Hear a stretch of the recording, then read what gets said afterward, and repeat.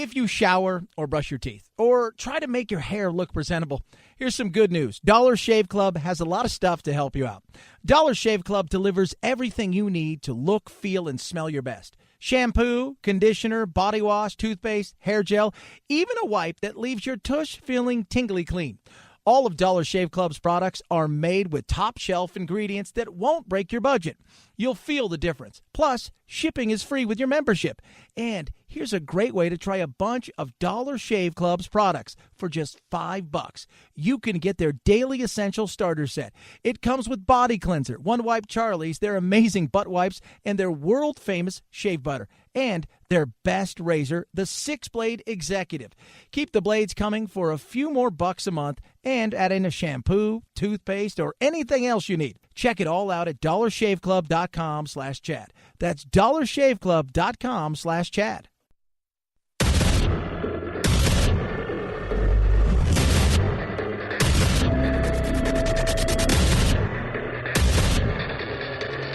Independent in thought and punk rock in life. It's the Chad Benson Show.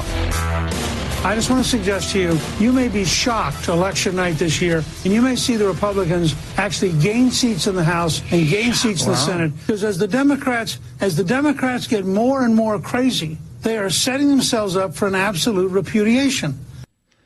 Shocked. Will I be shocked? Yeah. Will I not be shocked? Yeah, you know what? At this point in time, with politics the way it is, I'm not shocked about anything. Trump is our president. We are tribal in ways that we've not seen. Polls are bizarre. Why would I be shocked or not shocked at this point in time? I'm just, because, I will tell you this, something's going to happen on election night. I'm not talking about Russians or gremlins or anything like that. I'm saying something's going to happen. Something big is going to happen. Don't know what it is. If I came in the next day and we're all sitting here going, wow, man, Republicans got crushed. GOP got spanked. If I'm Trump, I'm worried. And I wouldn't be surprised if I rolled in here the next day and, wow, they held serve and picked up seats. I don't think anybody knows at this point in time. I don't think anybody knows at this point in time. I've never seen anything quite like it, except the loony left in Great Britain under Thatcher. So I'm just telling you up front, I think there's a 1 in 3 chance we will actually gain seats in the House, and they will suffer a crushing defeat in the Senate. It's possible. Again, anything at this point in time is possible. Anything. But if you're the left, you tread carefully here, and I'll tell you why. If you want Trump gone, and that is your only thing, and remember, in many ways, they want him gone. And in other ways, they love the fact that he raises so much money for him. President Obama sold more guns for the gun industry than anybody else. The money being raised by the left right now is tremendous, and that's all thanks to Trump. So in some ways, yeah, they want him gone. In other ways, no, they don't. Just like the news industry. They hate his politics, love his ratings. Hate his politics, can't stand the man, love the fact that he gets eyeballs on the TV, more clicks, more shares, more likes, more revenue. Loves it. Absolutely loves it. But you be careful what you wish for. Think about this. You go and you take back the House and potentially Senate. That might be a little bit tougher, but we'll see. So you go and do that. And then you launch investigation after investigation after investigation after investigation.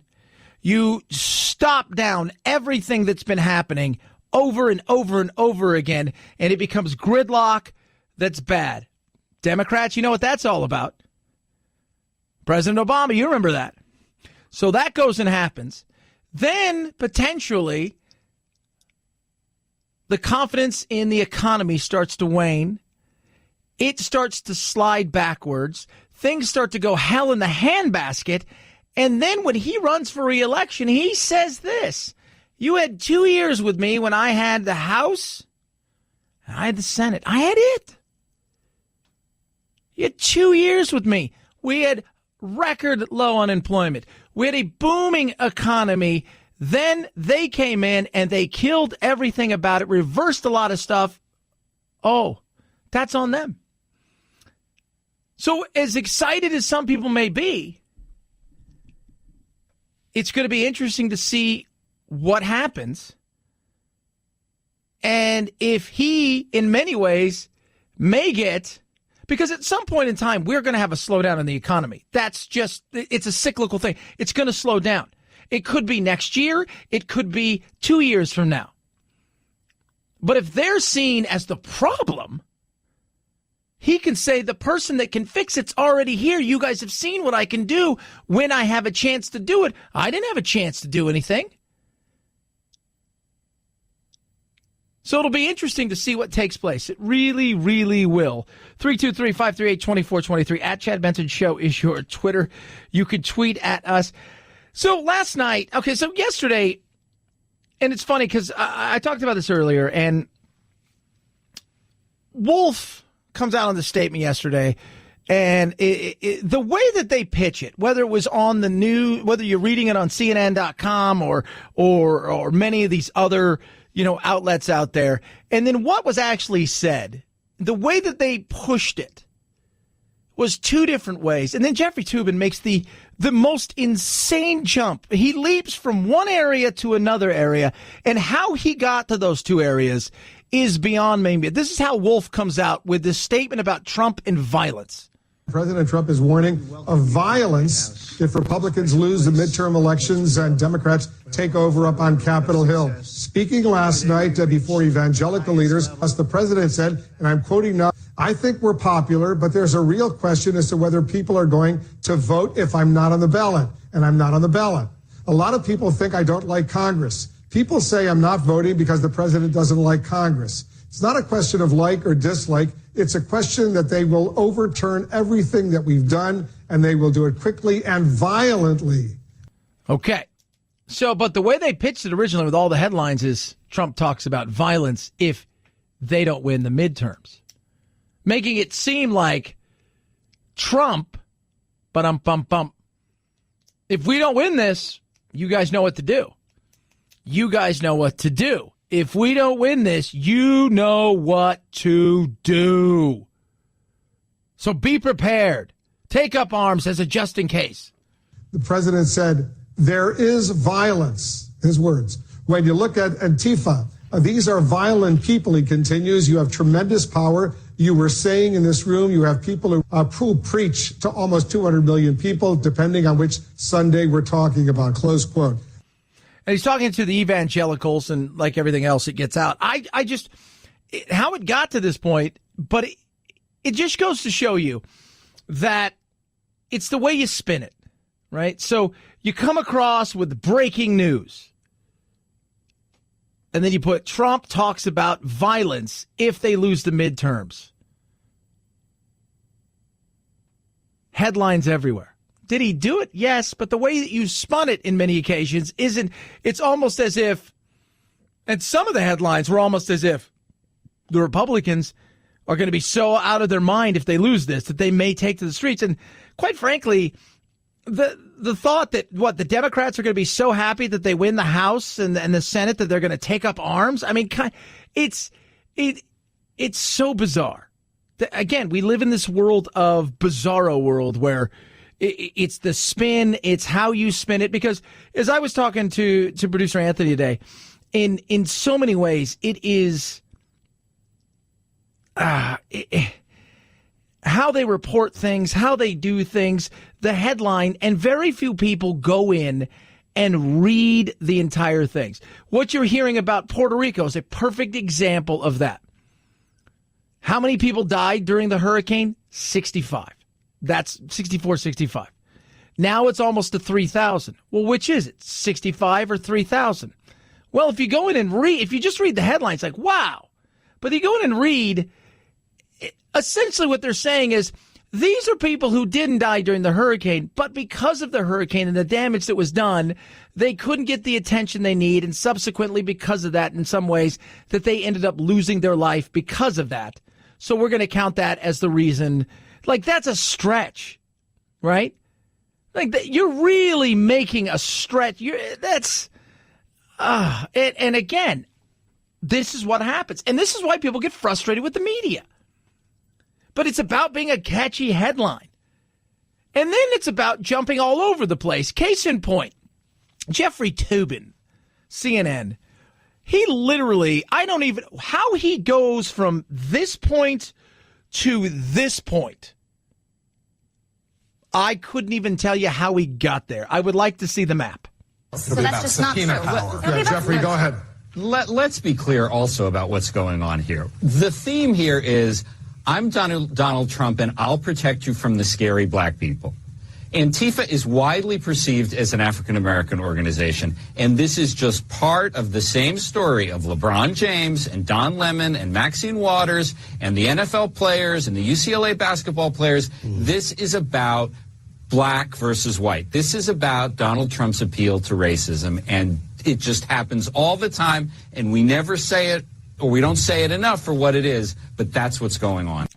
How he gets over there, how he gets to this point where first of all, Antifa is in no way, shape, or form. In no way, shape, or form is Antifa considered a black organization. When I think of Antifa, I think of fighting and arguing at World Trade Organization meetings and going out in the streets and railing against capitalism and doing all of those. That's when I think of Antifa. I think of hipsters who are angry and who, that have the beards and they're wearing the skinny jeans and they've got the little, scarves on their face and I don't think of them as a Black Lives Matter or any of that stuff. How will you go from there to there? Like that leap. Like, that is some huge, you got some cojones to go there. But that's what they see in this. That is what they see in this. Because it's the Rorschach test. And we were talking about this earlier. So Rorschach test, if you don't know what that is, so they hold up ink blots and then they ask you what you see and then you say it. And then, based on whatever it is that you say, they're like, oh, okay, like some people are like, oh, I see a butterfly or a moth. And other people are like, I see, a homeless guy stabbing somebody to death. You're like, okay. You hold up, whatever you hold up in front of a lot of these people on CNNs and the MSNBC is they see an ink blot and you're like, I see a butterfly. They're like, I see racism.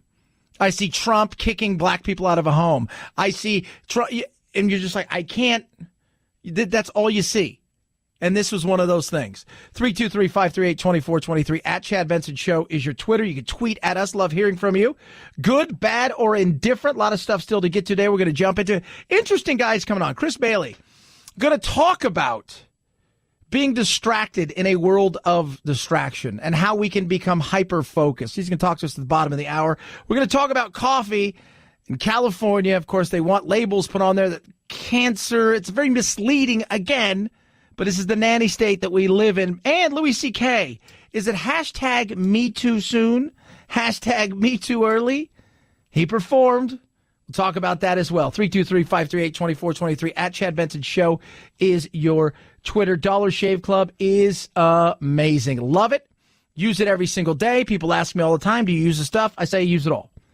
I use it all. And by the way, they've got stuff for your skin. They got hand cream. They got great stuff for your hair. I use Boogie's specific pomade, but you can use what you want. It's amazing. They've got tons of it, right? They've got amber and lavender body washes. They got everything. They got shampoo, conditioner, you name it, they've got it. Toothpaste, toothbrush. They have it all. And you can too. For a price that's right. Join today. Members, you know how good it is, but if you're looking to become a new member, $5. Oh, free shipping. You start with the Daily Essential Starter Set. It goes like this. You choose what you like. Go with, if I'm amber, lavender body cleanser, start with that. You're going to get the 6-blade executive razor. It's all amazing. Try that. But hey, it's up to you what you do. You can't go wrong. There is no wrong answer in this. $5 free shipping. After that, everything ships at normal price. Go to dollarshaveclub.com/Chad. dollarshaveclub.com/Chad. dollarshaveclub.com/Chad. At Chad Benson Show is your Twitter. ChadBenson. We got your poll question up, plus your urban word of the day. Straight ahead, Chad Benson Show.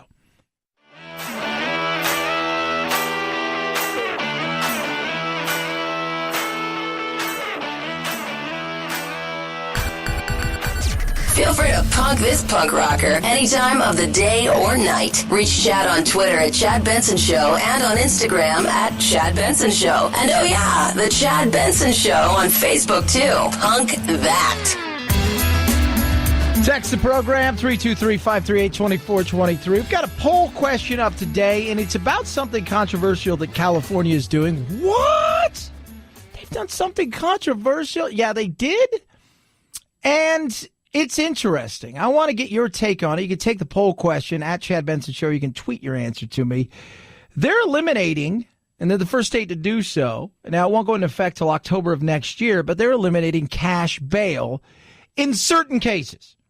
So misdemeanors, essentially, if you've got a misdemeanor, it's a traffic violation, whatever it is, and you've been arrested, they're going to release you on your own recognizance. Now, people hear, they're going to eliminate bail. And essentially, it's going to kill the bail business, the bail bonds business in California, because most people are going to be released, a good majority. Now, if you're a violent felon and like real serious crimes, you're going to be in jail. There will be a cash bond if you're released at all. But the theory is you look at it and there are people that go to jail and they're there for an extended period of time because they don't have the money to bond themselves out. And because of that, they'll lose their livelihood, potentially their cars and their homes and things of that nature. And they'll have to sit there sometimes and they get stuck in a system where they don't get out until they've gone to trial. And it costs people money. And I don't think it does any good. And people, and of course, everybody jumps to the extreme. Like they're going to just, you know what? You killed somebody. We're going to let you out today. Come on. The arbitrary weirdness of it all that a lot of these judges put up there is insane. And already some judges, they do a portion of this. But you'll essentially, DUIs and a lot of these other things where you may have to be bailed out and misdemeanors in certain situations, you're going to be out within 12 hours. So what do you think of that? Good majority of you say, you know what, I'm for it, 38% say I'm for it, most cases. I'm against it, period, 38%. 24 say I'm unsure, I need to read more. Check it out at Chad Benson Show. You can text the program 323-538-2423. At Chad Benson Show is your Twitter. Love hearing from you. By the way, they laid John McCain to rest today. It is just... The influence here in Arizona of him is, you can't understate how big he was, and on a nationwide level, you can't. And I think that shows you, and there's a lot of people out there, and when you have the kind of resistance and the disdain that people to me, I think you definitely made a mark. Because you post something about John McCain and you get a lot of comments. A majority of them are good, but you get a lot of people who can't stand him for whatever reason. And it is, but I think he did make his mark, and they laid him to rest. They're going to lay him to rest next week. But he starts his final journey at the state capitol, and then he'll move to the Capitol before he's laid to rest. At Chad Benson Show is your Twitter, ChadBenson. Chris Bailey joins us. How hyper-focused should we be? It's the Chad Benson Show.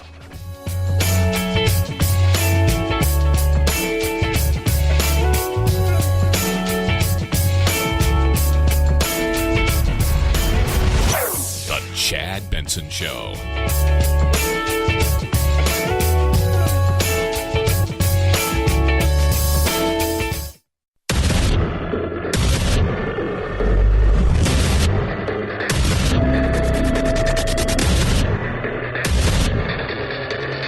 Independent in thoughts and punk rock in life. It's the Chad Benson Show. We live in a world of I want it now and ooh, look at that piece of candy, while focusing on 7 things yet focusing on nothing. Joining us now is a productivity expert and author. His name is Chris Bailey. HYPERFOCUS is the book, How to Be More Productive in a World of Distraction. And we are distracted in more ways than one. Chris, first and foremost, why'd you write a book about this? Because I find it extremely interesting because as a kid growing up, super ADHD, still have it, still a kid that runs around like a chick with my head cut off doing 10 things. What made you want to write something like this? Honestly, when my first book came out, I noticed that without a deadline, I was distracted pretty much all the time.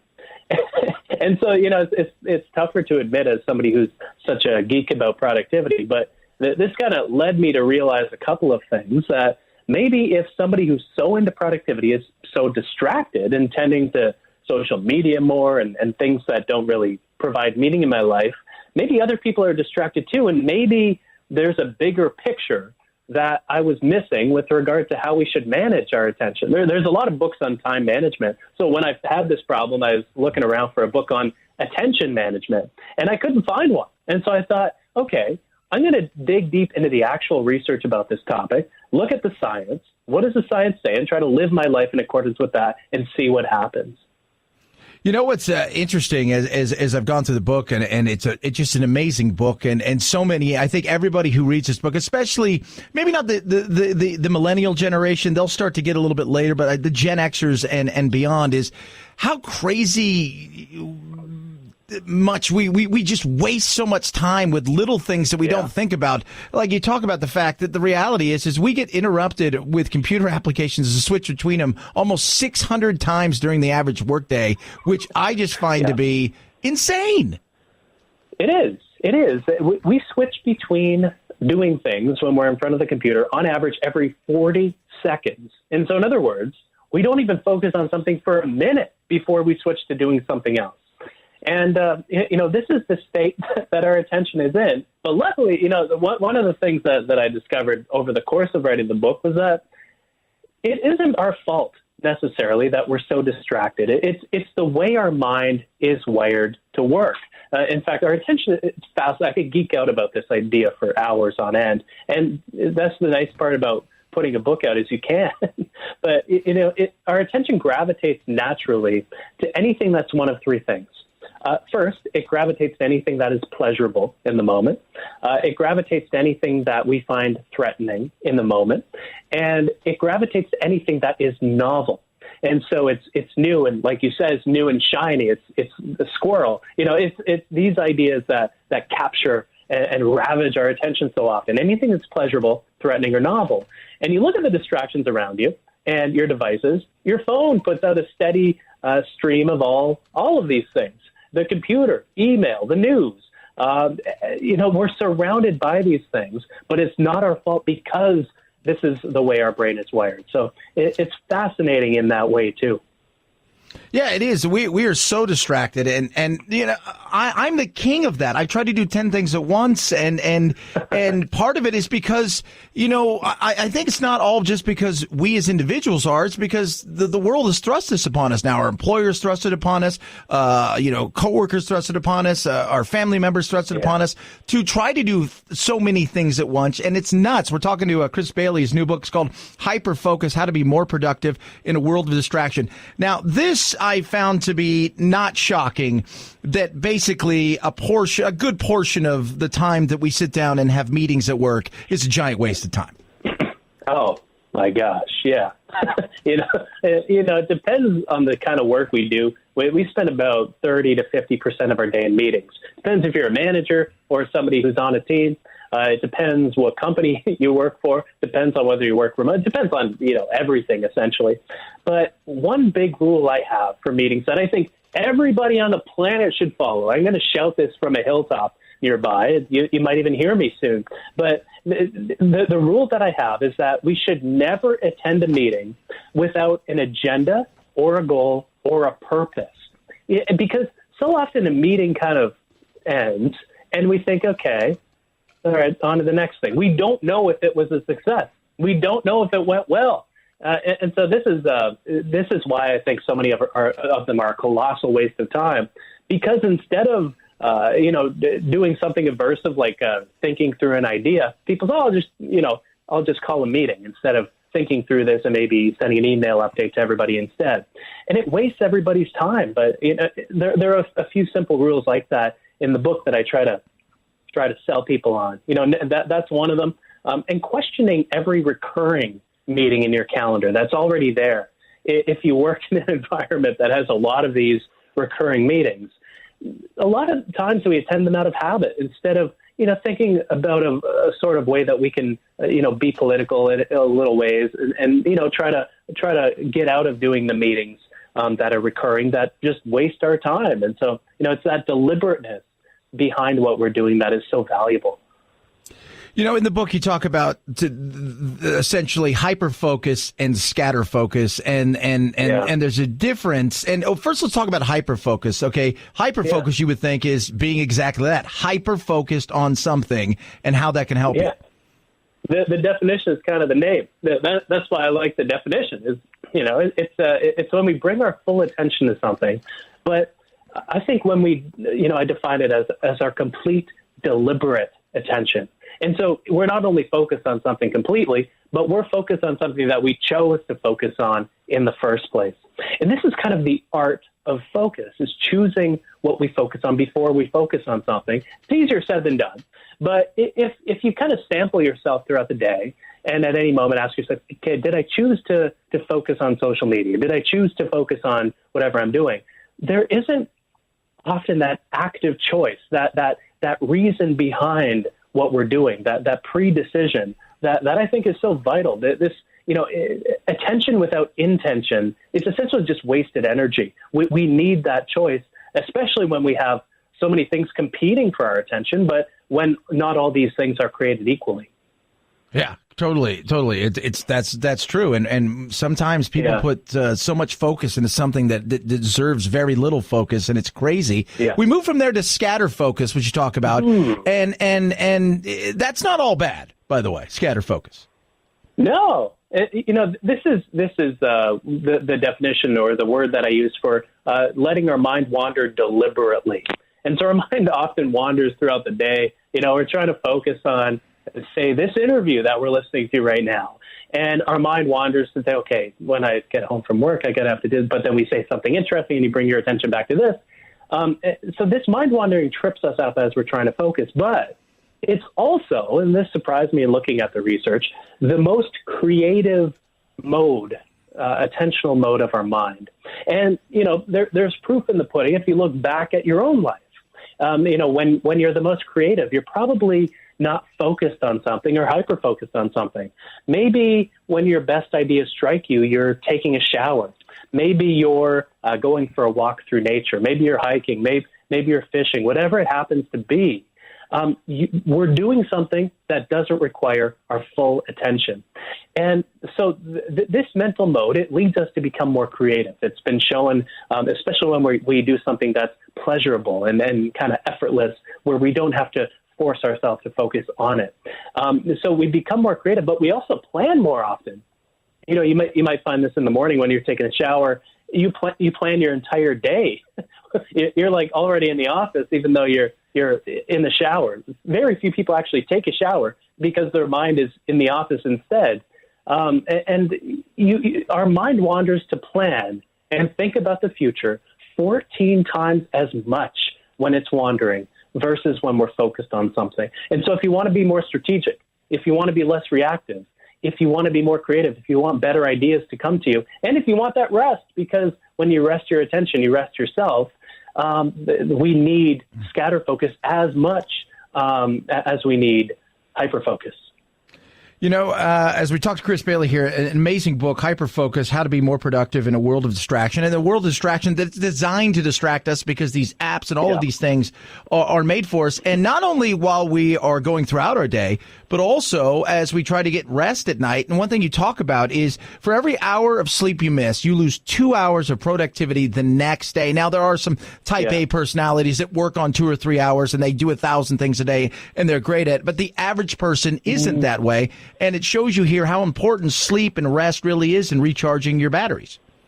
Yeah, you got to be careful with people who say that, too, because when we actually perceive our productivity to be higher than it actually is when we're working on a sleep deficit, because we work with less awareness of what we're doing in the first place, we're busier, but we don't accomplish as much as we usually do.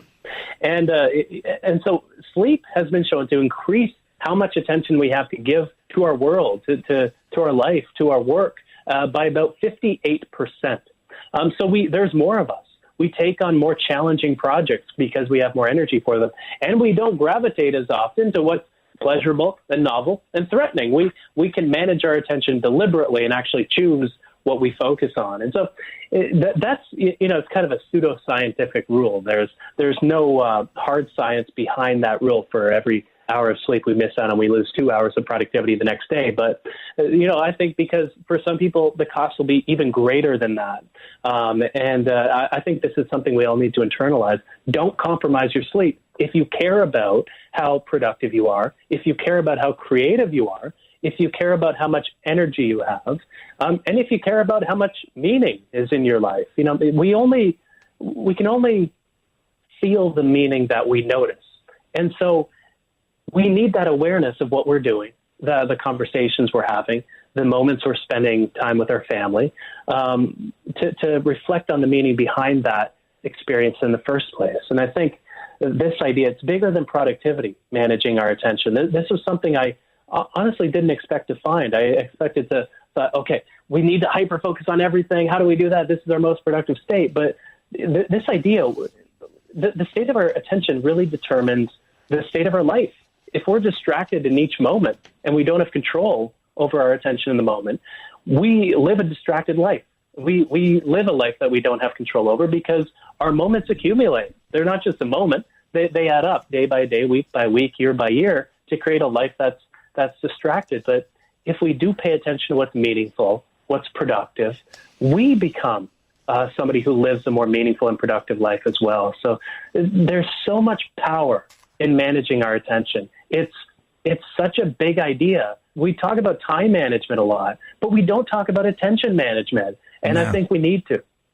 No, we don't. We don't talk much about it. What's Chris do for fun? Like, what do you do for fun? Like, what's your jam? You want to know the honest answer? Yeah. I'm a big knitter. Really? I knit for fun. Yeah. I have a lot of scarves that I make. I make dishcloth. Whenever I get invited to do a talk somewhere, I knit. And my fiance, she thinks it's like the weirdest thing ever that I knit, but I love it. It's so fun. I knit on planes. I knit on trains. I knit when I travel a lot. I make a lot of scarves and dishcloths because I find it allows my attention to rest a little bit while I become more creative. I think about ideas and I actually make something with my time. You know what? I love that. Like, people look at me, I'm punk rock, I'm all tatted up, and some people, what do you do? I said, I hit golf balls. I love it. I go play golf every day, every possible chance I can.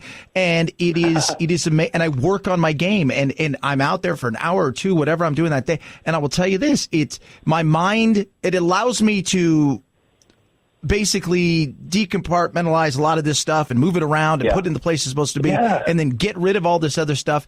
And it's stuff like that. I could go out on a putting green for an hour and I feel like I'm totally refreshed. And knitting, I could see the same thing when I was a kid. For all of my craziness, Chris, I used to love to paint like little old kind of figurines and paint them or make and do models because it would just allow my mind to focus and everything else would go away. I could see the knitting thing. But it also, you switch between bouts of focus, but also mind wandering. You let your attention rest, and so this is why you get to defragment. This is why golfing recharges you. It's why your best ideas probably strike you out on the course, and not when you're having a conversation with somebody like myself. And we all need more of that, man. Like this is I think the thing people miss with our attention is we need to focus, but we also need to unfocus because it allows us to focus better, but also rest and recharge and ideate. Absolutely. Everybody needs to hyper-focus and get this book, Hyper-Focus, How to Be More Productive in a World of Distraction. Chris Bailey, appreciate you coming on today. Love the book. Great book. I can't recommend it enough. In a world of craziness and distraction, it helps you with the hyper-focusing. It also helps you, if you will, unfocus a bit and actually have your creativity. Appreciate you coming on, man. Thanks so much. Thanks so much for having me. Thank you. Have fun knitting. 323-538-2423 at Chad Benson Show is your Twitter. That's the stuff I love. I love little things like that. I take walks all the time. People always laugh, even as hot as it is out here at times in Phoenix. They'll see me out there walking in 100-degree heat. I'll walk a quarter of a mile or half a mile. It is great. And I laugh because it's stuff that I need. And I think all of us need to be more, we need more of that and less of so much of the other crap that's on our plate. 323-538-2423 at Chad Benson Show is your Twitter. It's the Chad Benson Show.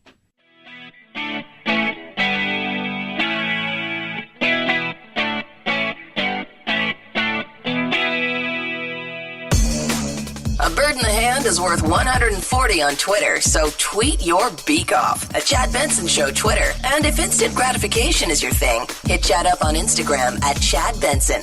Your bird will thank you. Fans are lining up for one last glimpse of Aretha Franklin this week in Detroit, ahead of her funeral Friday. And we've learned that we will get to see the private ceremony. The service, featuring Stevie Wonder, former President Bill Clinton, and more, will be televised and streamed online. Meanwhile, at the Charles H. Wright Museum of African American History, the lines were moving very fast. I was not prepared for what I was going to see. I thought we were going through the museum, but it's Aretha. She's beautiful. Today, the last day for fans to pay their respects in person. Yeah, so they're going to lay Aretha to rest, and then, of course, John McCain, and it's interesting. You know, both of them, the way that they've touched so many people. And, John McCain, obviously a very controversial figure to a lot of people, but somebody who served our country admirably, despite what a lot of, conspiracy theorists and some people out there say. On the other side of the aisle, somebody who was just her own and the original diva. And just everything about this says diva. Red dress, fur coat, feet crossed, 6-inch stiletto heels. Woo! Going to be interesting. At Chad Benson Show is your Twitter, ChadBenson. ZipRecruiter.com/Benson. How would you like to know within 24 hours from now you have the perfect candidate for the position you're hiring? That's what ZipRecruiter can do. 80% of people who post on ZipRecruiter get a quality candidate through the site within the first day. The reason is simple. 100 of the leading web's job boards. That's where your job goes. Smart matching, powerful technology, and then they highlight the absolute best of the best of the best. After they invite them to apply, they search through the resumes. That's what they'll do for you. Here's a great thing. You can post your job for free right now. Go to ZipRecruiter.com/Benson. That's ZipRecruiter.com/BENSON. ZipRecruiter.com/Benson. ZipRecruiter, the smartest way to hire. At Chad Benson Show is your Twitter. ChadBenson. It is the Chad Benson Show.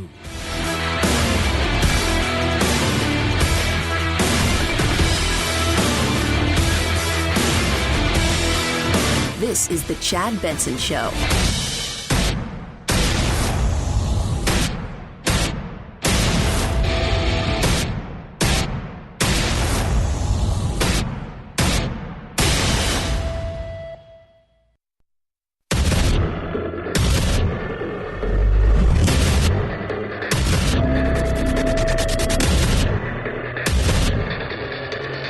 Independent in thoughts and punk rock in life. It's the Chad Benson Show. President Trump is warning of violence if Republicans lose the midterm elections and Democrats take over up on Capitol Hill. That's not what he said. Speaking last night before evangelical leaders, as the president said, and I'm quoting, I think we're popular, but there's a real question as to whether people are going to vote if I'm not on the ballot, and I'm not on the ballot. A lot of people think I don't like Congress. People say I'm not voting because the president doesn't like Congress. It's not a question of like or dislike. It's a question that they will overturn everything that we've done, and they will do it quickly and violently. Where did he say pick up arms if we lose the midterms? Like, what did you hear there? Wolf lies. I'm just curious, tells lies. I don't even know. I was listening and I didn't. He just lied. And I'm not quite sure, that's a big lie, that he was really being completely honest with you because he's a liar. And he was telling us a story that was all lies. That is just a headline to catch your attention. It's BS. Right? I'm looking for, I looked through it. I mean, this is where we've become in life. You guys know what the Rorschach test is, right? Right? They show you a bunch of ink blots, and what you read into it is kind of where they go. It's just a blot. Oh, it looks like a moth. Some people are like, oh, it looks like two people that are getting ready to kill something and eat it. And it's another person's like, it's a homeless man, lighting somebody on fire. It's, okay, where'd you get that? We're hearing and seeing two different things. And I'm starting to think, am I crazy? Wolf lies. I don't know. The headlines, Trump calls for violence at midterms. What? Who? Huh? The president said, there is violence, his words. When you look at Antifa, these are violent people, he continues. You have tremendous power. You were saying in this room, you have people who preach to almost 200 million people, depending on which Sunday we're talking about, close quote. Okay, but when did he call for violence? When did he say, hey, you know what, Phil, if we don't win, you need to pick up your musket and go out and defend our cause? When did he do that?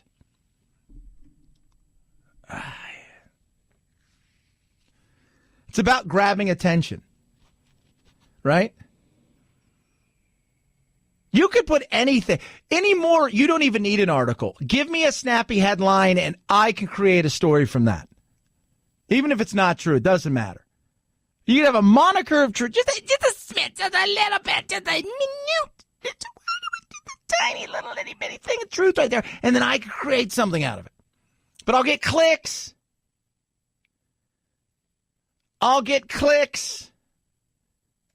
That sounds to me like panic on the part of the president trying to stir up his own base with baseless fears. That's unfortunate. Listen, Donald Trump has achieved some pretty extraordinary stuff. He started off as an outsider. He was able to lead an insurgency, take over his party, win, and then actually govern. You see in Florida, he's not only the king, he's the kingmaker. He doesn't have to do the kind of stuff that he does, stoop to the kind of stuff that he does. He's actually on the merits, from his point of view, doing a really good job. But then he does stuff like this.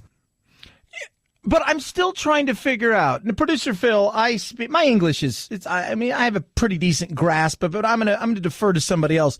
Did you hear in that statement where he called for violence at all? I did not hear it. Okay, maybe you're not good at maybe English. It ain't your language neither. You dotted that. Maybe you're not good talking at English. I'm curious. That to me, I'm just curious about this. And again, of course, there's some panic. Of course there is. Any president in his situation, no matter what the president is looking at midterms going, this is usually when the powerful party, the powerful folk, which is the Republicans right now, because they got everything, right? These are the people in power. This is usually when we get our ass handed to us.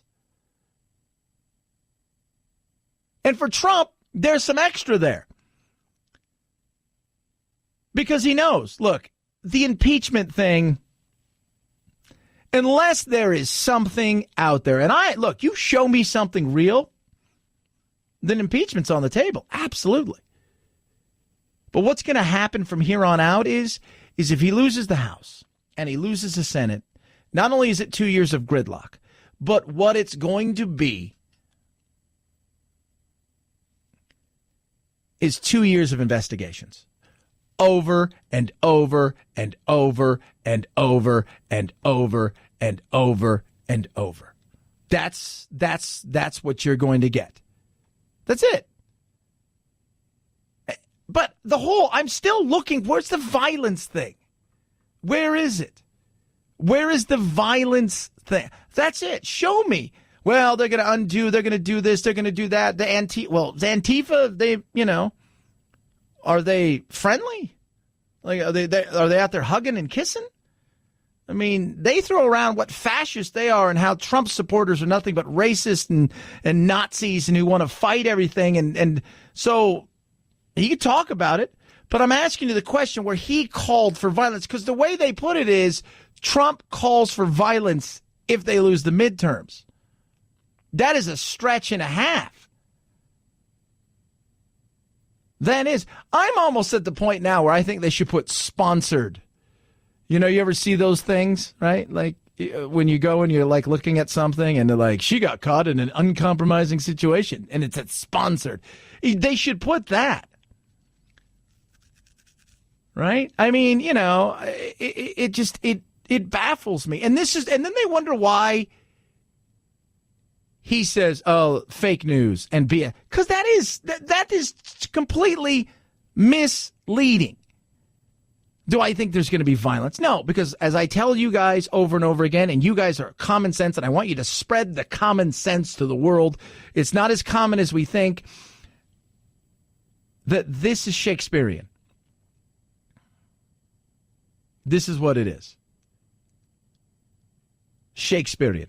I do believe that if Trump and his team of Republicans fail at thine midterm, that they will take to thy sword and take people out in the streets and give them a lashing. Shakespearean. WWE. Well, brother, let me tell you something. If we don't win, we're going to go crush them in the streets. If we can't beat them by vote, we'll beat them by fist. Shakespearean is what it is. Well, look, I don't know why he says that there'd be violence because of the Democrats winning. I do think he's correct, though, in pointing out that political violence, unfortunately, is ascendant in America, and it's active on both the right and the left, yet mainstream media seems to only care about it when it emanates from somebody on the right rather than people like Antifa. And that's what he called for. It's Antifa. But as far as, like...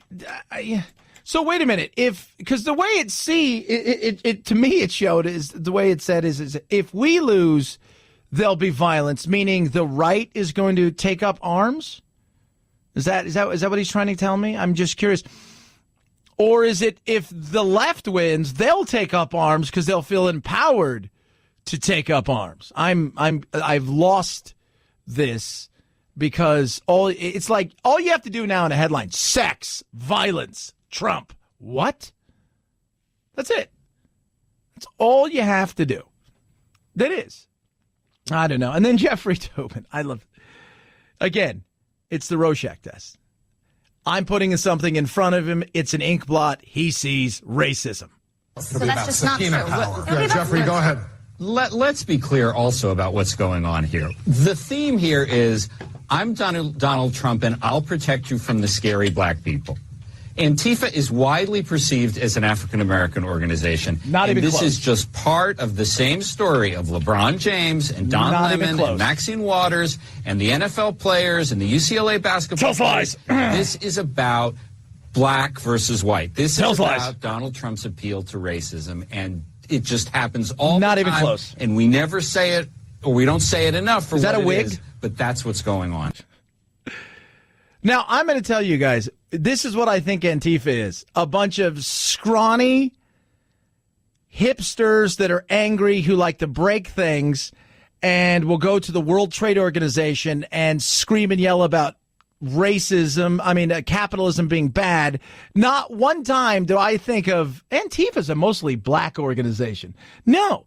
I think it's a bunch of granola-eating hippies that want to tell the world they're bad and capitalism's awful and stay away from capitalism's the evil of the United States and the Western culture, all while posting pictures on Facebook and Instagram using their Apple.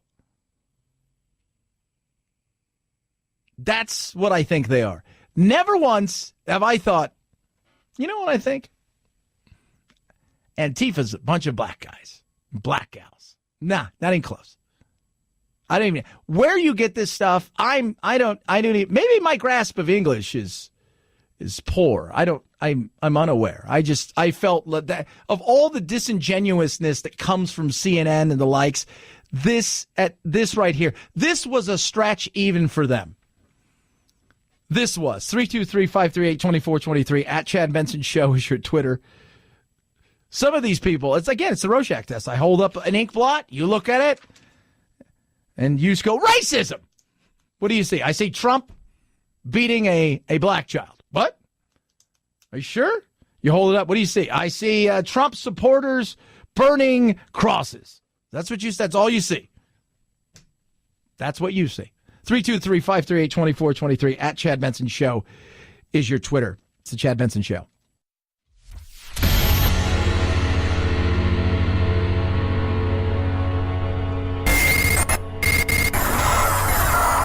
No fake outrage here, just the real thing. The Chad Benson Show.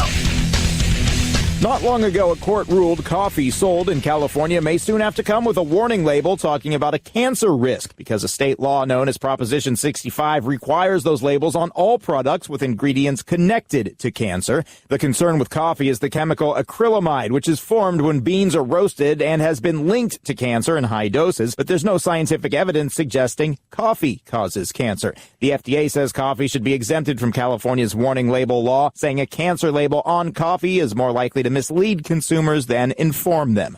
You think? Nanny state, this is what happens when they tell you can't have straws. You're going to go to jail if you give out straws, right? You can't have plastic bags. You got to go paper, which, by the way, that doesn't do anything for the environment. This is the thing that happens when government overreaches. And then you're like, well, we got to put this on here because the way that you roast the beans, not the way you drink the end product, but the way that you roast the beans may cause cancer, and people, what do we tend to do? We overreact. Oh! How did we get to the point where we need, essentially, states and federal governments protecting us? How did we get this far? That's what some of it is a CYAing of ourselves, right? Because we're a litigious society. Doesn't matter where you are in the country. We're a litigious society. It should be, if the Olympics had lawsuits as part of the events, we would medal. We would be gold, silver, bronze. And then we'd find a way to sue it because there's something inside of one of these things that makes it poisonous. So, but I'm curious. Why do we need so much? No running, no jumping, no doing this, no doing that. Don't go here, don't go there, don't say this, don't do. Everything's got a warning, right? Everything's got a warning. This end is sharp. You may cut yourself. Do I really need to know that? And I think part of the problem is the more that we have warning labels on things, the dumber we get because we're not eliminating that dumb part of society that would do something stupid enough to eliminate themselves. This is something to think about. 323-538-2423 at Chad Benson Show is your Twitter. So if you're Aaron Rodgers, how good do you feel today? Because between now and the end of the season, within the next 6 months, you're going to get $80 million because you signed the biggest contract today in the history of the NFL. He's going to get $13.5 million as his salary this year, and by the end of the season, they will owe him another $67 million. So $80 million, and that will probably come in a lump sum. That is insane. I love it. I absolutely love it. Good for you, man. You risk your life. In this day and age, we know what potentially is going to happen to you. You want to get that? Get it while the getting is good. I got no problem with it. Other people are coming out. It's ridiculous. How should people make that much money? Stay in your own lane. You know why he makes that much money? Because there's only one of him, and there's a lot of you. 323-538-2423 at Chad Benson Show is your Twitter. I slept really good. It is amazing. We had that guy Chris Bailey on earlier talking about HYPERFOCUS and how we're so distracted anymore that we have trouble sleeping at night, and every hour of lost sleep is 2 hours of lost productivity and potentially the weight gain and all of this stuff. Get MyPillow. Solve your problem. If you have trouble sleeping, MyPillow is what you need. It's a great sleep is an amazing foundation for good health. So if you sleep well, you're going to have good health. Okay? And MyPillow is doing something amazing for my listeners. You're going to get a 4-pack of pillows. You're going to get 2 premium pillows, 2 go-anywhere pillows. That's 4 pillows total. 50% off. 2 premium pillows, 2 go-anywhere pillows, 50% off.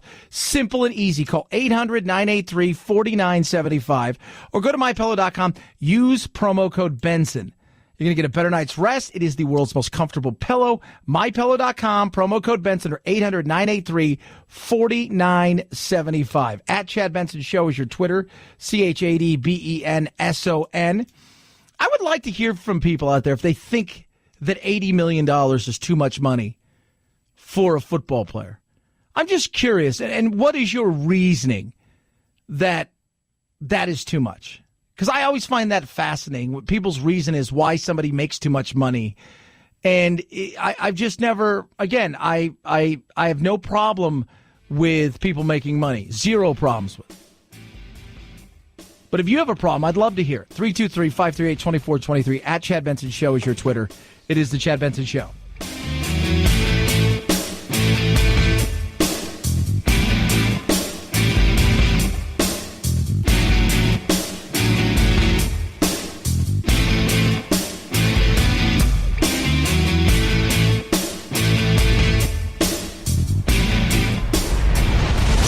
The Chad Benson Show.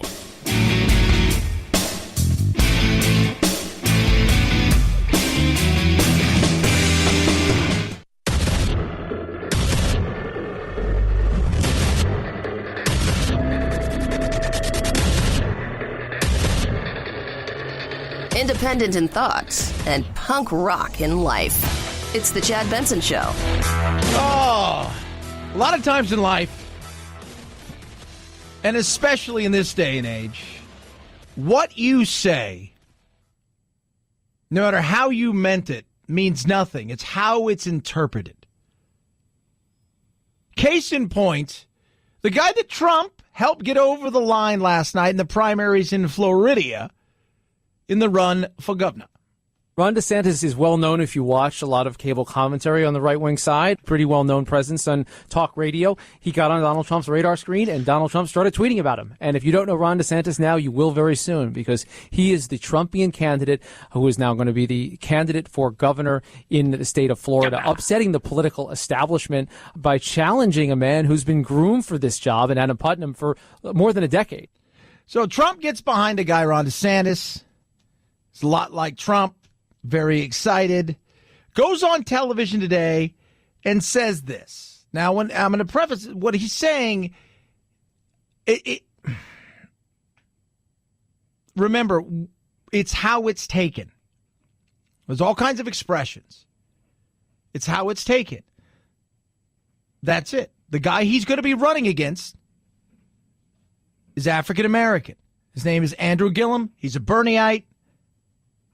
Right, he's got the same kind of things. He's the mayor of Tallahassee. He's all of these. This is it. I mean, $15 an hour. It's a basic living, wage. We're going to raise corporate tax rates by some 40% here in Florida to raise $1 billion+ Medicare for all. The usual talking points that side of the progressive side of the Democrats have. And he's the mayor of Tallahassee. And I'm going to throw this out there, too, which may not be talked about a lot. He is under federal investigation for corruption, but it is what it is. But so Ron DeSantis goes on to one of the talking head shows today, and he says this. So we've got to work hard to make sure that we continue Florida going in a good direction. Let's build off the success we've had on Governor Scott. The last thing we need to do is to monkey this up by trying to embrace a socialist agenda with huge tax increases and bankrupting the state. That is not going to work. That's not going to be good for Florida. And, of course, now it's a talking point. He's a racist. It's the whistle. It's Trump's people sounding the whistle of racism. How it was meant, I don't know. Right? Maybe he is a serious racist. But I'm not a mind reader, and better yet, I'm not a conscience and heart reader. I don't know what's inside the man. But never let a good story go to waste, and of course he now is part of it because of his attachment to Trump, because Trump really helped him get over the line. It's going to be seen that way. There's all kinds of sayings, I mean, when I was a kid, stop monkeying around. It was a saying, right? Stop horseplay. Oh, my God. Does it say I'm a horse? Does it mean I'm a horse? Well, Chad, you're white. There are sayings out there. One of my favorite sayings is, it's not my circus, not my monkeys. But it's how somebody takes it. now is all that matters. How it was meant is no longer, you say something in jest or you say something that has been said for years, it doesn't matter anymore. How is it taken? The left, this is it. He's joining, he's right next to Trump. You got the Grand Wizard there. You got this guy. They got the whistles, right? They're sounding the dog whistles of racism. They're going to go burn crosses together. That's how it's being perceived. I don't know if that's true or not. Don't know any of that. I don't know because I don't know the guy. Right? I don't know the guy. Should you have used better terminology? In hindsight, absolutely. Because why need this controversy the day after your victory in the primary and you're running? And two things here. You've got a situation where if this was a white candidate he was against, nobody'd say anything, obviously. If Trump wasn't part of this mix, might not get as much attention. But it's going to. A certain guilt by association, because there is this narrative out there that all he does is try to destroy people of color and that he's got this magical whistle. Again, it's the perception. I don't know what's in any of their hearts. None of us do. None of us do. But you got to be careful. You got to be, and you got, just like, it's like when you tweet something, right? When you text something, when you say something, when you email something, when you post something, the question you have to ask yourself day in and day out is, how is this going to be perceived? How is this going to go over? Because it doesn't matter if 98% of the people find it entertaining or get the joke. If 2% of the people find it offensive, or God, 1% says that to me is sexist, is racist, is homophobic, is xenophobic, is Islamophobic, whatever it is, you could be in trouble. And that's sad because it may not be meant that way. You didn't mean it that way. Maybe some people do, but a good majority of people anymore, they don't. And because of that, how it's perceived is far more important than how it was meant. 323-538-2423 at Chad Benson Show is your Twitter. So California IA is doing something a little bit different. It's about bail, and that's our question of the day. We'll touch on that. But the bail system is, we kind of know how it works. Bonds are set at $5,000. Your bond is $3,500. I'm going to leave your bond at $5,000. The bail system works by taking money from a defendant in exchange for their release. But if a person can't afford bail, they just have to sit in jail. On an average day, 721,300 people are being held in our jails. But 66% of those people are being held pre-trial, meaning they haven't even been convicted of a crime. Yeah. They don't have the money to get bonded out. Some people are there because they can no longer be trusted to be bonded out. But there are a lot of people across the country that they just don't have anybody they can turn to help them get out of a situation, albeit a situation they put themselves in. But a lot of times it's for minor infractions that are nonviolent, and they're stuck there. And it costs the taxpayer money, right? And I'm a fiscal conservative. It costs the taxpayer money. And so California decided, hey, we're going to pass this bill. And in doing so, we're going to have people essentially released on their own recognizance, minus a certain group of people, violent felons, murder, domestic violence, moving serious weight when it comes to drugs. Those kind of things, you're going to still have to face the judge and situations like that. But for small misdemeanors, things of this nature, nonviolent, you're going to have a chance at starting in October of next year where you're going to get out and there will be no more cash bail system. And what happens now is, like everything else, and we politicize everything, so we have to take everything to the craziest degree. Well, we're letting everybody out. Guy's wanted for murder. We catch him. He's hacked up 50 people allegedly, but somehow they think we're going to release them because they don't want to read the fine print. And the fine print's there because it's just inside the article inside the bill. And the other side is, well, it's not good enough. We need to go further. We go to the extremes like this. So while you're sitting in that cell, you or your family member can try to pay the bond, but for some people that can mean foregoing basic needs like child support or shelter or food. Remember, you're not just in jail for a night or two. You're there until your trial actually starts. That could be weeks or months or years. Now, how often does that last? The years, not very long. Rarely does it last years, but it does last. And a lot of times what you'll see now is people go to jail and they'll get convicted of a crime. And because they had to wait so long, they've served their sentence as far as the people who, you've already served your sentence. And then sometimes, and it happens a bit, people go to jail and they don't have money to get out. And it does become a real issue, and they get caught up in a system. And people say, oh, you're going soft on crime. I'm not going soft on crime.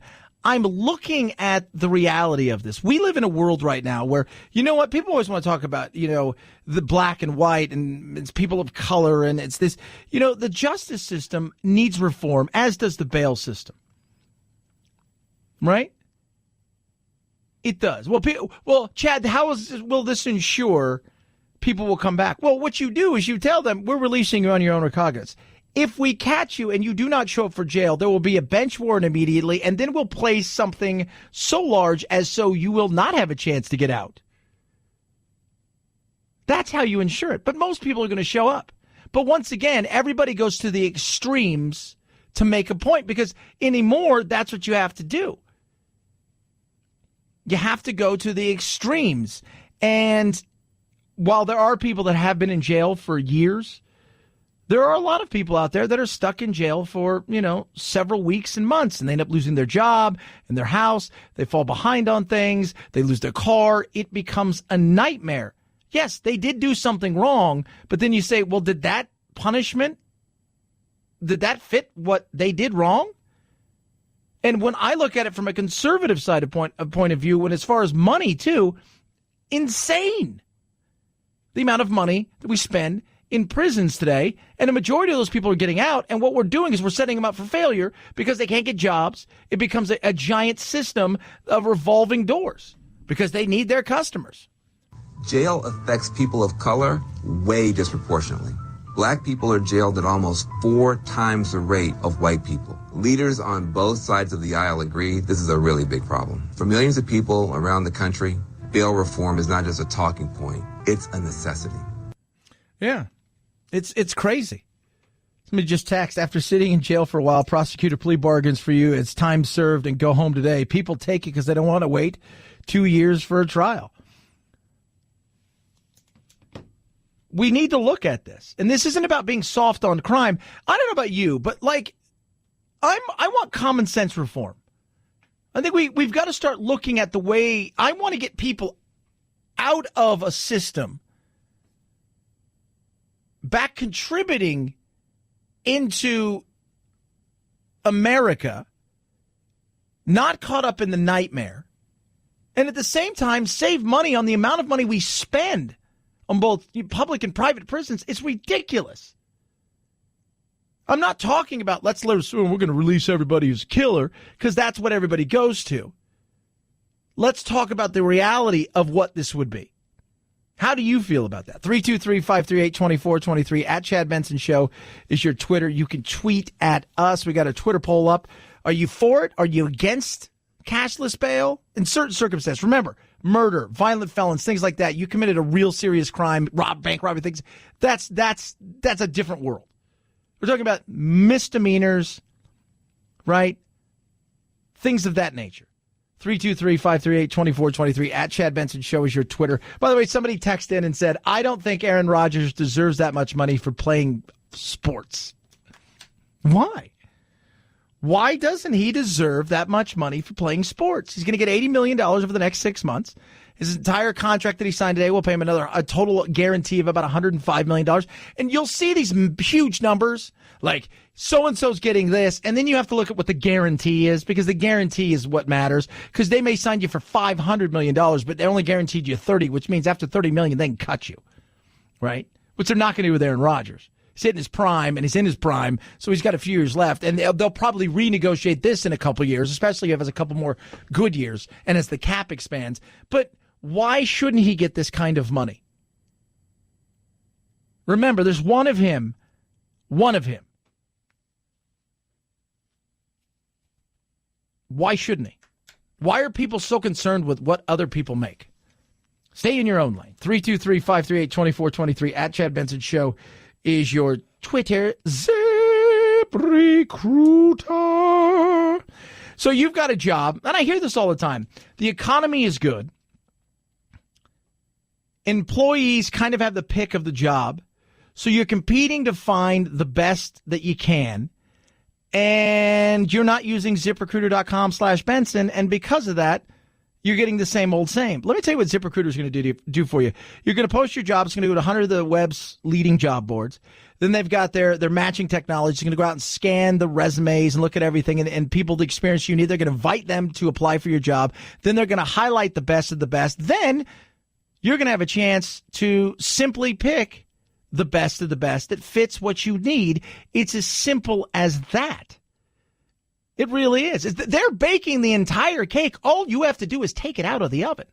In fact, 80% of employers who post a job on ZipRecruiter get a quality candidate through the site within the first day. No wonder with results like that, ZipRecruiter is the highest rating hiring site in America. Right now, my listeners, that's you guys out there, try it for free today. Go to ZipRecruiter.com/Benson, ZipRecruiter.com/BENSON, ZipRecruiter.com/Benson. ZipRecruiter, the smartest way to hire. It's the Chad Benson Show.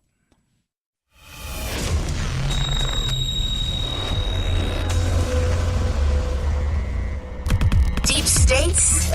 No. Deep doo-doo? Yeah. The Chad Benson Show. So our Twitter poll, people are texting in and tweeting, of course, what a horrible person I am. You can't be so soft on crime because of no cash bail is a stupid thing to do. And it's like a joke, right? After a while, you're like, me explaining it to you over and over again because you hear people getting out. You associate everything that everybody has been arrested for. They're all bad human beings. There are bad human beings out there. I will never deny that. But there's also bad systems out there that need to be re-looked at, and I believe this is one of them. But here's the thing, like everything else, no matter how good of an idea it is, it's all about implementation. If you don't do it the way it should be done, you leave yourself open for this is what I told you. I told you this was going to happen. I told you that you guys are going to release a murderer or something like that, and then they're going to go on and murder again, and then everybody's going to jump up and go, see? Oh, 323-538-2423 at Chad Benson Show is your Twitter. Well, and I love what we were talking about. So for those of you guys who know, Aaron Rodgers, football player, just signed a new massive contract, guaranteed, I think, $103 or $105 million. He's going to get $80 million of it as a signing bonus. He's going to get $13.5 million this year as his salary, and then he'll get a $67 million signing bonus. And I said, I have no problem with that. And people are, it's amazing because it's all about value as a human being and what you do. And him and Tom Brady are the two best quarterbacks in the NFL. And the way Aaron Rodgers going, who knows what's going to happen with him as far as his brilliance. He's worth it. The money he brings in, what he does for that franchise, all of that stuff. He's just getting what the market can bear. And people are angry about that. And I just don't get it. 323-538-2423 at Chad Benson Show is your Twitter. It's the Chad Benson Show.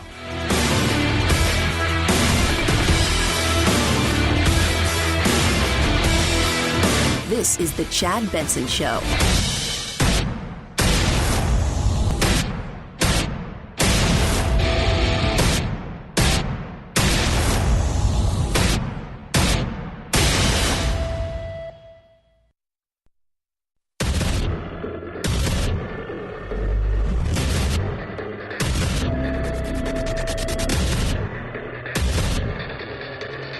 Independent in thought and punk rock in life. It's the Chad Benson Show. President Trump is warning of violence if Republicans lose the midterm elections and Democrats take over up on Capitol Hill. That's not what he said. Speaking last night before evangelical leaders, the president said, and I'm quoting, You're lying. I think we're popular, but there's a real question as to whether people are going Not to what he vote said. if I'm not on the ballot, and I'm not on the ballot. A lot of people think I don't like Congress. People say I'm not voting because the president doesn't like Congress. It's not a question of like or dislike. It's a question that they will overturn everything that we've done, and they will do it quickly and violently. Where did he say pick up arms if we lose the midterms? Like, what did you hear there? Wolf lies. I'm just curious, tells lies. I don't even know. I was listening and I didn't. He just lied. And I'm not quite sure, that's a big lie, that he was really being completely honest with you because he's a liar. And he was telling us a story that was all lies. That is just a headline to catch your attention. It's BS. Right? I'm looking for, I looked through it. I mean, this is where we've become in life. You guys know what the Rorschach test is, right? Right? They show you a bunch of ink blots, and what you read into it is kind of where they go. It's just a blot. Oh, it looks like a moth. Some people are like, oh, it looks like two people that are getting ready to kill something and eat it. And it's another person's like, it's a homeless man, lighting somebody on fire. It's, okay, where'd you get that? We're hearing and seeing two different things. And I'm starting to think, am I crazy? Wolf lies. I don't know. The headlines. Trump calls for violence at midterms. What? Who? Huh? The president said, there is violence, his words. When you look at Antifa, these are violent people, he continues. You have tremendous power. You were saying in this room, you have people who preach to almost 200 million people, depending on which Sunday we're talking about, close quote. Okay, but when did he call for violence? When did he say, hey, you know what, Phil, if we don't win, you need to pick up your musket and go out and defend our cause? When did he do that?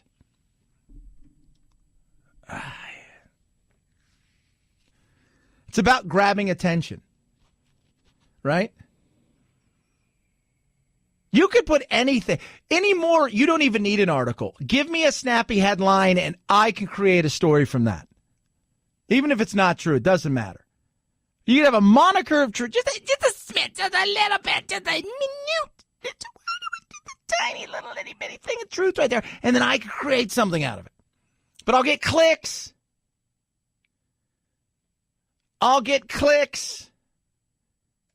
That sounds to me like panic on the part of the president trying to stir up his own base with baseless fears. That's unfortunate. Listen, Donald Trump has achieved some pretty extraordinary stuff. He started off as an outsider. He was able to lead an insurgency, take over his party, win, and then actually govern. You see in Florida, he's not only the king, he's the kingmaker. He doesn't have to do the kind of stuff that he does, stoop to the kind of stuff that he does. He's actually on the merits, from his point of view, doing a really good job. But then he does stuff like this.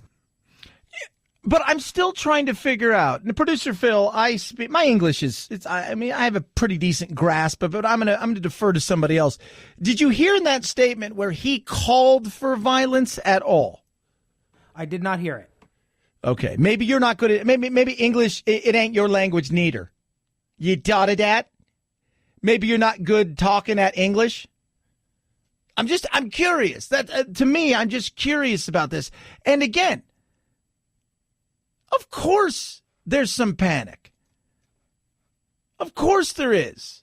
Any president in his situation, no matter what the president is looking at midterms going, this is usually when the powerful party, the powerful folk, which is the Republicans right now, because they got everything, right? These are the people in power. This is usually when we get our ass handed to us.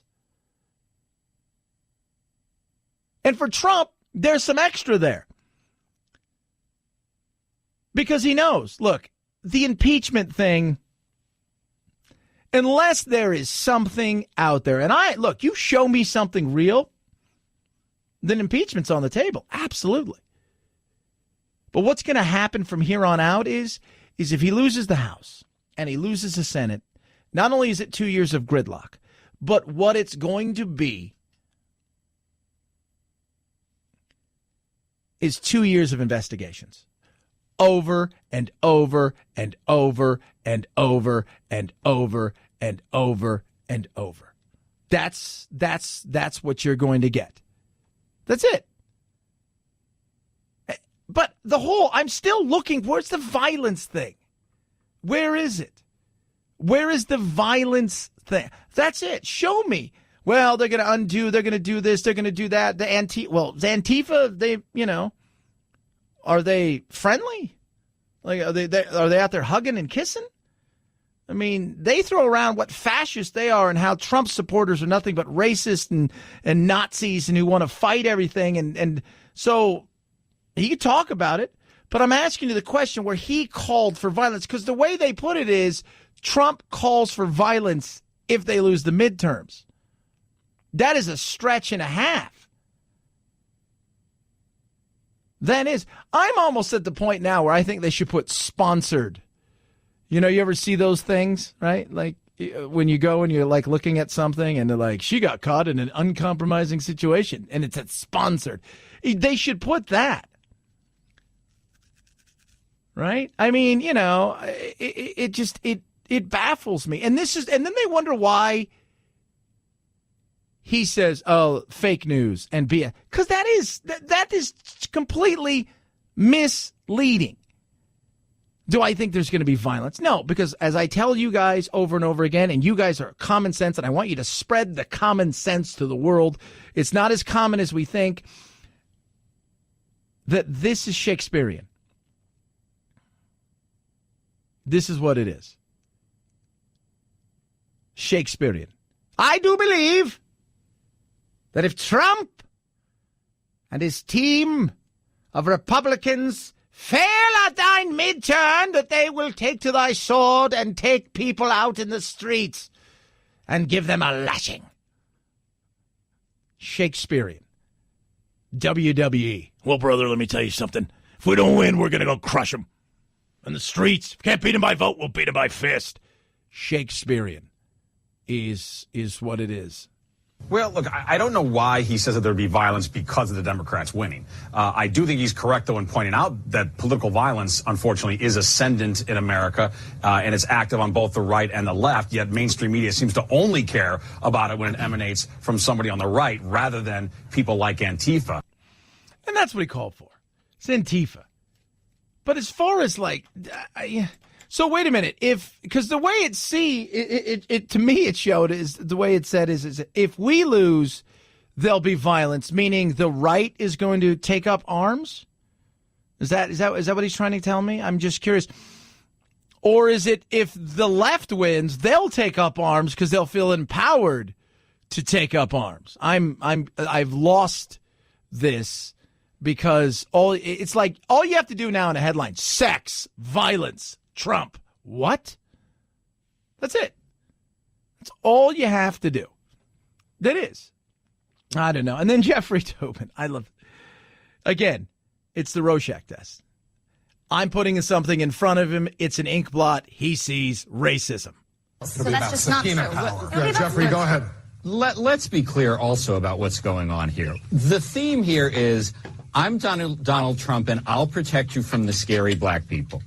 Antifa is widely perceived as an African-American organization. Not even close. close. This is just part of the same story of LeBron James and Don Lemon and Maxine Waters and the NFL players and the UCLA basketball players. This is about black versus white. This is about Donald Trump's appeal to racism, and it just happens all the time. Not even close. And we never say it, or we don't say it enough for what it it is, but that's what's going on. Now, I'm going to tell you guys, this is what I think Antifa is. A bunch of scrawny hipsters that are angry who like to break things and will go to the World Trade Organization and scream and yell about racism, capitalism being bad, not one time do I think of Antifa's a mostly black organization. No. I think it's a bunch of granola-eating hippies that want to tell the world they're bad and capitalism's awful and stay away from capitalism's the evil of the United States and the Western culture, all while posting pictures on Facebook and Instagram using their Apple. That's what I think they are. Never once have I thought, you know what I think? Antifa's a bunch of black guys, black gals. Nah, that ain't close. I don't even where you get this stuff. I don't even, maybe my grasp of English is poor. I'm unaware. I felt that of all the disingenuousness that comes from CNN and the likes, this right here, this was a stretch even for them. This was 323-538-2423 at Chad Benson Show is your Twitter. Some of these people, it's the Rorschach test. I hold up an ink blot, you look at it, and you just go, racism. What do you see? I see Trump beating a black child. What? Are you sure? You hold it up. What do you see? I see Trump supporters burning crosses. That's all you see. That's what you see. 323-538-2423 at Chad Benson Show is your Twitter. Through the radio, you can probably hear of my beauty. And that's because of Dollar Shave Club. Oh, Chad, you're beautiful today. Thank you very much. How did you get so beautiful, if I can ask you? Dollar Shave Club. Tell me more, please. I would like to know. Well, I use their hair care products. I use their razors, which are the most amazing. The executive razor. Oh, let me talk about the executive razor. It's incredible. It is so amazing. Oh, you look delicious. I know. 6 blades, awesome. Hair care products. They've got this paste that is incredible. My hair is styled. It is boogie specific pomade, and it boogies down on my hair. It does boogie on your hair. Tell me more. Well, they got everything. I got my little beard here. They got beard oil. You name it, they got it. So how do I become a member? $5. That's it. $5. That's how you become a member. Free shipping. You start with a daily essential starter set, and it just goes from there. You pick whatever starter set you want. They ship it to you free. Boom. Are you ready for that? I am so ready. All right, this is what I want you to do. Go to dollarshaveclub.com/Chad. dollarshaveclub.com/Chad. dollarshaveclub.com/Chad. $5 free shipping. Check out the video there. You're going to love it. You can't go wrong with Dollar Shave Club. You will look, smell, and feel amazing. dollarshaveclub.com/Chad. It's the Chad Benson Show.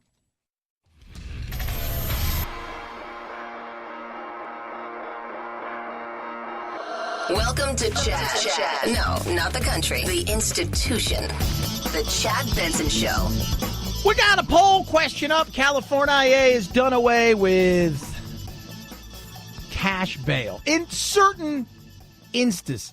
So let's just say you're a murderer, a violent crime. You're going to cash bail set if you get bail at all, right? Not every instance is going to be this way, and it's not going to take place until October of next year, but they're doing away with it. And my question is simple to you today. How do you feel about that? How's that make you feel?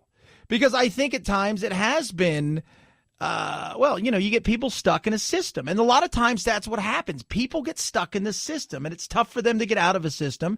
And sometimes, you know what, people make poor choices. And there's a difference between, you know what, I did something stupid and I'm a criminal.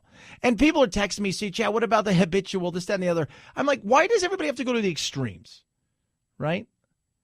Because that's what we do in the country. It's no more over here, over there. That's not really, that's such a small fraction of it. We're talking about right here. Nope, it's only over here, only over there. So how do you feel about getting out of the cash bail business? If you're a bondsman, you're probably not thrilled. Bonds person, sorry, don't want to offend anybody. So 24% of you say, some cases, I'm okay with it. 41% say, I'm against it, period. 35% say, you know what, I'm a little bit unsure. Want to take a peek at it. I get it. Go for it. Take the poll. Tweet at me, at Chad Benson Show. Text the program as well. Love hearing from you. 323-538-2423. Last night, Florida and Arizona voted. A victory for President Trump. In some ways, in Florida, Congressman Ron DeSantis Ron DeSantis is well known if you watch a lot of cable commentary on the right-wing side. Pretty well-known presence on talk radio. He got on Donald Trump's radar screen, and Donald Trump started tweeting about him. And if you don't know Ron DeSantis now, you will very soon, because he is the Trumpian candidate who is now going to be the candidate for governor in the state of Florida, upsetting the political establishment by challenging a man who's been groomed for this job in Adam Putnam for more than a decade. So he won, goes on the talking head shows. He's taking on Andrew Gillum, who is a African-American, who is a Bernieite, if you will. And if you're going to do that, there are some things you probably shouldn't say. And already within less than 12 hours of winning the Republican side of the primary, he says this.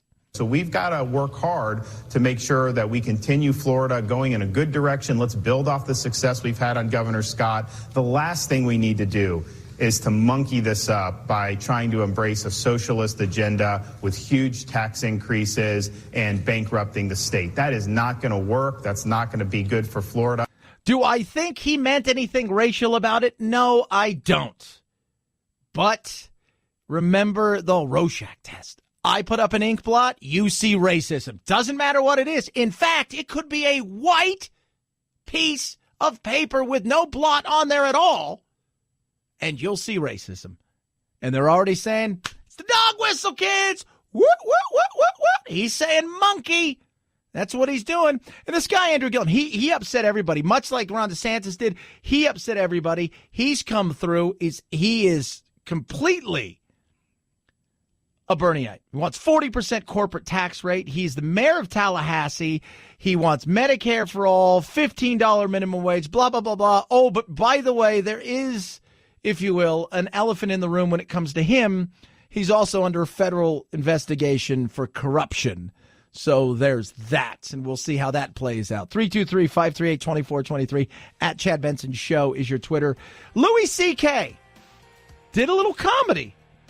Some were happy, some were not so happy. We'll touch on that. It is the Chad Benson Show.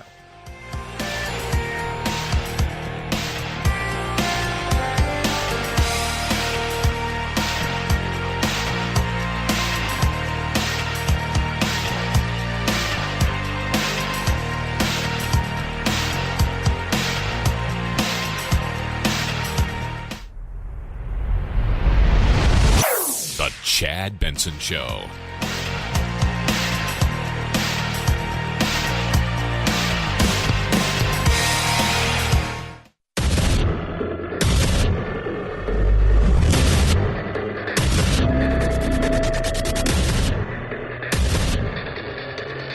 Independent in thoughts and punk rock in life. It's the Chad Benson Show. I just want to suggest to you, you may be shocked election night this year, and you may see the Republicans actually gain seats in the House and gain seats in the Senate. Because as the Democrats get more and more crazy, they are setting themselves up for an absolute repudiation. Newt Gingrich right there, former Speaker of the House. I don't know. I think the when the midterms are going to come, Arizona, they're going to watch big time because Kyrsten Sinema's taking on McSally. And they're going to become big names over the coming next 40-plus days, because that's how close. I think we're 43 days plus away from it. So over the month plus that we're going to see this fight and a half go on here, I don't know. I don't know what's going to happen, right? Like that, it wouldn't surprise. Look, it wouldn't surprise me if the Republicans get their ass handed to them in the House and they lose it and the Senate, and it wouldn't surprise me if they hold serve. None of it would surprise me anymore. None of it. And I think Newt is right in some ways. The further left they go, and the funny thing is, it's not that the entire party's going there. It just seems to be the people with the bullhorn are the ones talking, and they're the ones going further left. And a lot of people looking around going, well, that's not really what I want. But the reality is, this is what potentially could happen. And the what if is out there. And I've said this. Look, if they lose the House, the Senate, it is going to be issue after issue for the next few years. And much of what we saw with the last few years of Obama, you're going to see with Trump. If the Democrats win control of the House, it'll be a total mess for 2 solid years, and then Trump will get reelected because the economy, frankly, is going to drown everything the Democrats do. Yeah. We'll see. We will see. And then what happens if? I mean, is there other implications? And I have said this. There's going to be investigations. They're going to do things like that. And the gridlock is going to be massive. And then you have to ask yourself, the question is, how much gridlock do I want to give the president when he could point that the 2 years prior, the economy was booming, people had more money in their pockets, and they were smiling, and the confidence in the economy was at a consumer confidence is an 18-year high, and he could lay that at our feet, and it may backfire in 2020. He may get reelected based on that alone. We are a fickle bunch. We are a fickle bunch. It's going to be very interesting. 323-538-2423 at Chad Benson Show is your Twitter. You can tweet us. We have a poll question up today talking about bail. California is going to go cashless bail in certain circumstances, right?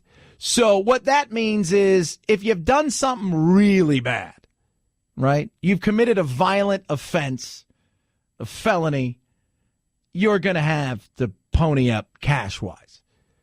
But if it's a misdemeanor and it's nonviolent, you're going to be essentially releasing your own recognizance because some people have been stuck in jail for a long time. They don't have the money to come up with bail, and what turns out to be something that they probably should have got out of jail because it's really, they pose no threat.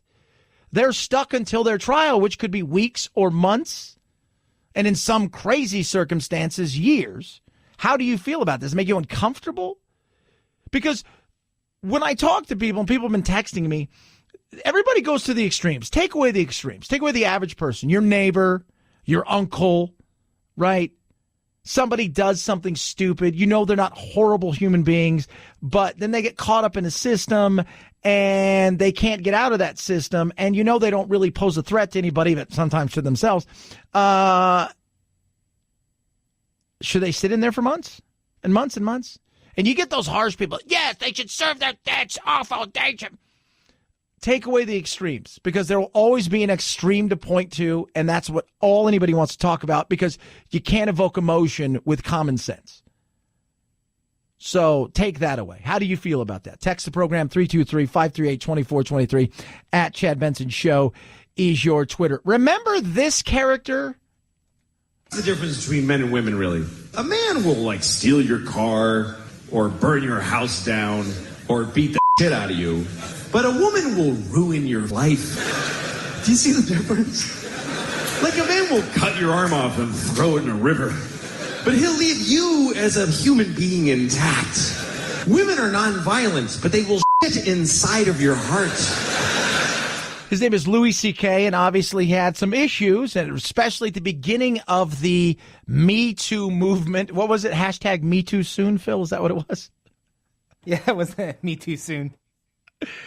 Well, he made a surprise appearance. Immediately following the allegations, FX, HBO, and Netflix all dropped Louis C.K. from upcoming projects. The Comedy Cellar's owner tells us C.K. received a standing ovation for his 15-minute performance, but that club taking a lot of heat for even allowing him onto that stage. And he's getting hammered for it, and so is the club. Now, they're getting some support. He was a club. It was a club in New York City, a very popular, famous club, who essentially let him back in. And Caroline's is famous. You're not a comic, a big comic, unless there are certain clubs you have to have had an opportunity to perform at. Even people who are established, massive comedians know that there are certain places you need to get to and play at least once to say, I did this. And that's one of those, right? It's like you're a great pianist. It's I want to play at Carnegie and things like that. Caroline's, Laugh Factory, Comedy Store. Those are some of the improv. These are some of the places you got to play. So he did 15 minutes. All right, it's 15 minutes. And I've said all along, there are going to be people caught up, right, in this who have done some things that are asinine and stupid and vile and are going to pay a price. And that price will be steep, and for some it will destroy them, and you may never hear from them again. And the punishment itself probably doesn't fit the crime. And I've said, it also depends on who you are as a human being, right? Louis C.K., people like Louis. You know, this is what I think, and I'm going to throw this out there, and I'm probably going to get in trouble for this, so the guys will text me and say, you're right, Chad. Maybe a woman or two, but by and large, you know, it's like the Tiger Woods thing. I heard Ron White, I love Ron White, also another comedian, he said it so apropos. He said, we get mad at the 18 women Tiger slept with or whatever it was, right? But nobody talks about the number they should be talking about is all the women he didn't. Right? Chad. And they dumped them and they got rid of him and oh my God, everybody, all of these things. And, you know, most guys were like, you know what? I don't really care. And, you know, but eventually Tiger, like he is now, people have allowed him to come back into the graces. We're cheering for him again. People want to see him do well again. It's a time thing. Is it too soon for Louis? Potentially. Because I don't think the Me Too situation is settled yet. We're still going through all kinds of things. Weinstein and all of this stuff is going on. But I've always said the thing about Louis is people like Louis, right?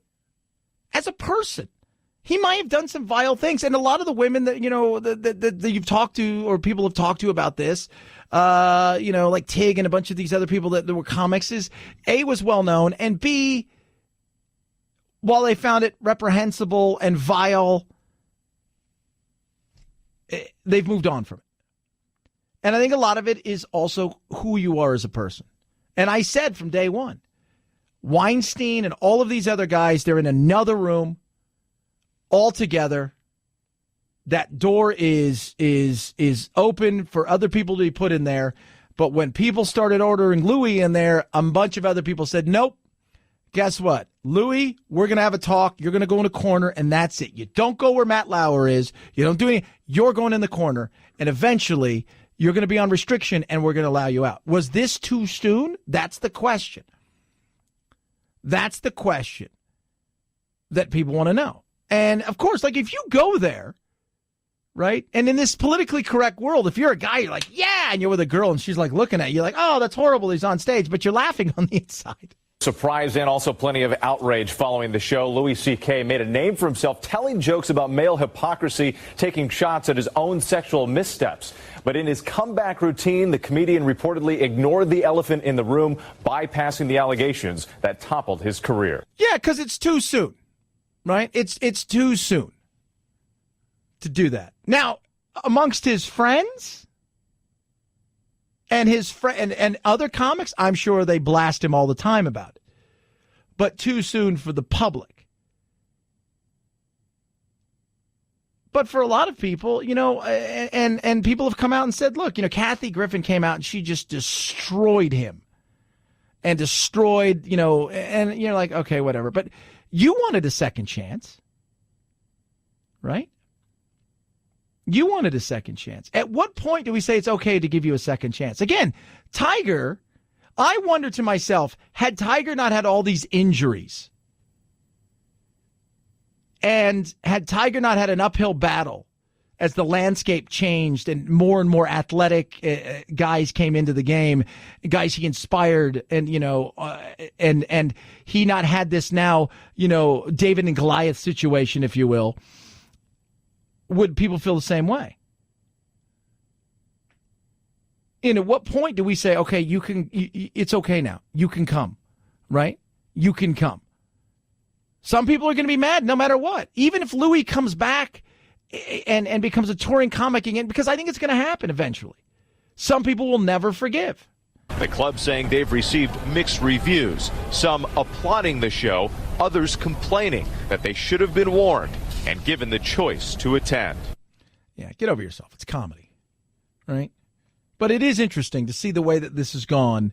And was it too soon? Wasn't it too soon? We can debate that all day long. But I still think eventually he'll get back out there, and this will be a footnote in in his Wikipedia page for sure. But I do, unless he has another misstep, I think eventually he, unlike some other people, will get past this. 323-538-2423 at Chad Benson Show is your Twitter. Life is expensive. Doesn't matter where you are. You live in Florida, you live in California, right? You live in Arizona, you live in Maine. Life is getting more expensive. Your car, on average, is probably going to be on the road for up to 12, 13 years. They're making them better, but they're also making them more complicated.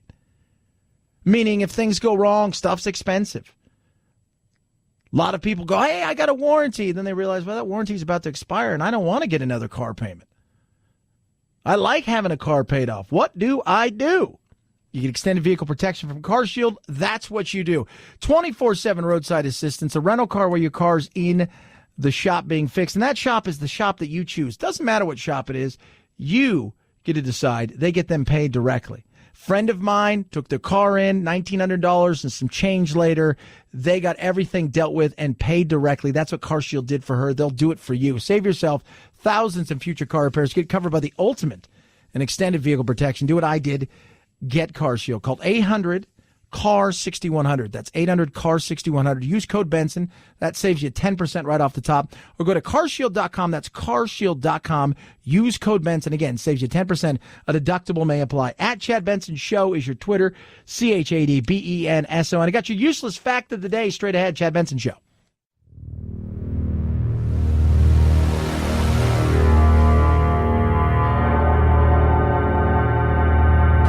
Take a fake news break. Check out the really important news of the day at our website, ChadBensonShow.com. Once there, click on Chad's free podcast and get real. The Chad Benson Show, where truth and the American way live. Print free. Outside the Capitol here, a line of people now waiting to go inside to see John McCain's casket and to pay their respects. On a hot Arizona day, they've been here for hours. Aaron Streeter is among them. Mostly just because I wanted to make sure I paid my respects. I mean, it's a man that definitely is who well deserves it. McCain's motorcade arriving here at the Capitol to a line of military and first responders saluting the flag-draped casket. Yep, his wife Cindy was there. Doug Ducey, he'll lay in state for a couple days, then he's off to the Capitol, and he'll be there for a couple of days. It's interesting. And then we got Aretha Franklin. And I was telling Phil, should we do it here, Phil? Why not, Phil? We'll do it. Because there's a new thing now where, you can essentially have people pose. Because she feels very posed. She's got her feet crossed, and it's like, she's got like fur jacket on her coat, but she's got the red dress and the high heels. And I was like, he's like, well, why don't we just do it? You talked about that kid last week that liked playing video games. And so they had a cigarette in his mouth and a video game he was playing and his hat on and he was sitting up and his eyes were wide open. And I'm like, why not just have, her singing, right? And I'm like, that's weird. I'm like, well, why not go a step further? We'll put her Madame Tussauds. Instead of having a wax, we'll just do it that way if we can do it that way. And you're really seeing Aretha Franklin. Would that be creepy? Chad, that is awful. Is it? Is anything awful anymore? If you think about it, is anything really awful? And for some people, they'd probably say, yeah, that's how I want it. And would you go see that? Or would that be too creepy? Because it's okay to see them if they're in a casket, but that would be too weird if they were really there. That would be awkward. I'm throwing it out there. 1 in 50. That is the number of people who purportedly find love on an aircraft. That's right. 1 in 50 meet the love of their life on board an aircraft. The other 49 are basically just creeping people out. That's a pretty big number, though. 1 in 50? I just want to get to where I'm going. I don't even know how 1 in anything meet, because have you ever been on an airplane lately? You're squished, you sit down, everybody turns on their electronic devices, and nobody lifts their head up. Although, Phil, I'm thinking about this, producer Phil. How about a dating app for airplanes? Go with it. How cool would that be, right? Truly fly the friendly skies. This is what I'm trying to say there. 323-538-2423 at Chad Benson Show is your Twitter. Have you met the love of your life? Or even somebody you've met and dated or hung out with after a flight? You can text the program. We got a poll question up today about the fact that California is going to eliminate cash bail as of October 1st, 2019, so next year. How do you feel about that? 28% say in some cases I'm for it. I'm against it, period, says 39% of you. And 33% of you say I am unsure. So not quite ready to make that decision. And people are sending me texts, and of course they're going to all the extremes, have the common sense to say, okay, what about the reality of it all when it comes to cash bail? Take the poll at Chad Benson Show. Like us on Facebook. Check out the new website that's up, thechadshow.com. Your useless fact of the day. St. Lucia. It's in the West Indies. 175,000 people live there. 2.1 billion GDP. 12,000 per capita. They speak English. Tourism is the biggest industry they have there. But St. Lucia, for those of you who don't know, is the only country in the world that is named after a woman. What? I know, crazy, right? Have yourself a good rest of your hump day. I am off tomorrow and Friday. Little R&R. Have a good Labor Day. We'll be back to do it again next week. Night, Jack. This is the Chad Benson Show.